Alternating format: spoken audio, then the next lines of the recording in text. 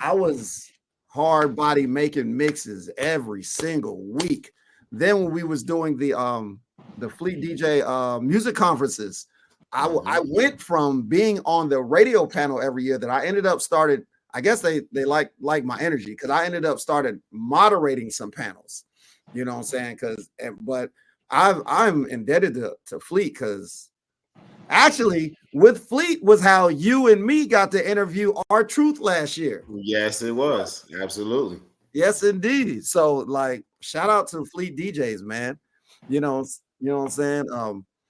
I really yes. There it That's is. yeah. Yeah, that was a that clip. I keep that clip in my on my pinned profile on Instagram, and every now and again I go back and watch it. That junk was classic, bro. That Yeah, I love the when he asked, do you guys use wash he's a rags? washcloth, Right? yes. He said, y'all use washcloths, And wash rags. I was like, I use a loofah. He's like, oh, A loofah. I think we both disowned you that day. We both was like, "Hey, yo, that's your man." I'm like, what are we talking about? I got a separate wash bag. I got a loofah to wash my body. What are we doing? Yeah, what made him ask that question? I was wondering. But first off, I love R-Truth because that was like super. It was a super random question from him, and I think what led into it was we asked. I think it was Vic asked him why he hasn't changed his music, and then he went from going there to talking about how you wash.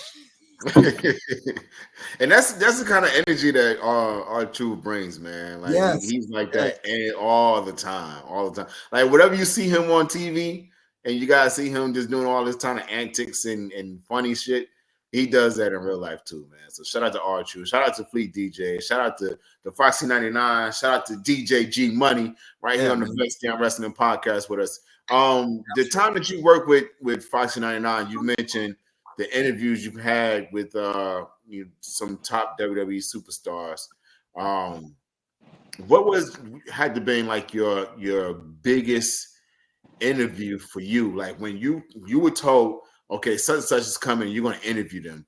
What really made you fanboy out? Like we all have our moments where we're like, oh shoot, I'm talking to this person, and like, for me, it was like Ron Simmons. When we got interviewed him for the show, I was like, I don't even know what to say to the man. Like this is Ron Simmons. You know what I'm saying? So who was your big fanboy moment? Man, I think I fanboyed out on a lot of them. Like I remember 2 years ago, I was supposed to interview Austin Theory, but at the last second, they was like, "Oh, we can't get you Austin Theory, so we're going to get you Tommaso Ciampa instead." I love Tommaso Ciampa. And I told him, I was like, "Yo, my personal belief is that like NXT Black 2014 to 2019 was like the best current era of wrestling in the past 20 years. Like I love Tommaso Ciampa. That I think the first time I interviewed R-Truth, he spit a freestyle, and but it was the same freestyle he did when he comes out to the ring. I interviewed Roman Reigns back in 2014, and like he wasn't as big then. I mean, he was popular, but he wasn't like as big then. I don't know, man. Like it's so many of them that I fanboyed out over. You know what I'm saying? But like I fanboy until it's time to get busy, and it's crazy because I've interviewed a hell of a lot of rappers, singers, and all that. But I don't get nervous until it's time to interview a damn wrestler. Oh man, listen, we love music here, man. So, do you know when you realized that you had an ear for music? Man, bro, look, I'm an 80s baby, dog. You know what I'm saying? So I was born in the 80s, I grew up in the 90s. You know what I'm saying? So you like what you like.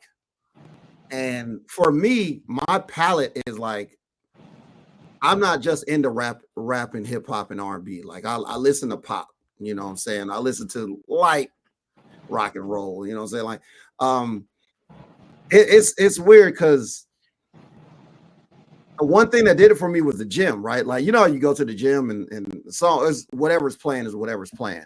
But because of like, you know, being in the gym where they're playing everything, and like I'm not scared to play, I'm not scared to go outside of other genres, you know, and that actually got me they got me DJing college nights for Campbell University for like 4 years. Because I subbed in for somebody one night, and instead of just playing all hip hop, you know, I was playing, you know, some Justin Timberlake, some Taylor Swift, or whatever was popular at the time, as well as the hip hop. And they was like, "Yo, we like you," you know. So, but like just being diverse in music and just being open to anything in all genres is really helped me out in my DJ career, man. I've done so many different events. You know what I'm saying? I stay in the clubs, but like I've done a bunch of other events because I'm not scared to play some Bruno Mars or some Lord or some Billie Eilish or whatever. Like, you know, whatever's popular. Matt, when we did a bittersweet moment from Comic-Con, like every year we do a sing-along, and the song is usually Queen Bohemian Rhapsody. You know what I'm saying? I got videos in my phone that like the whole place, all ages, all in cosplay. You know what I'm saying? Singing Bohemian Rhapsody or Take on Me by Aha or whatever. You know what I'm saying? It's just being open. I have an open ear. You know.